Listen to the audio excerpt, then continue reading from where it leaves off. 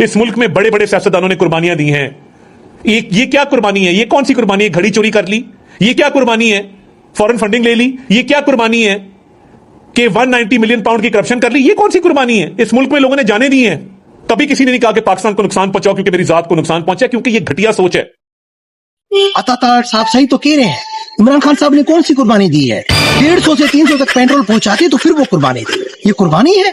घड़ी चोरी करने की क्या कुर्बानी है? और बड़ी चोरी सोचते, मुल्क का बेड़ा गर्क कर देते, मुल्क का दिवाला निकाल देते, वो चोरी है। ऐसे करते वो अच्छा काम करते ना थोड़ा सा। और क्या किया इमरान खान साहब ने? घड़ी चोरी की है यार, ये भी चोरी है घड़ी की। वो उसकी अपनी घड़ी थी ना, उसकी चोरी थोड़ी होती है।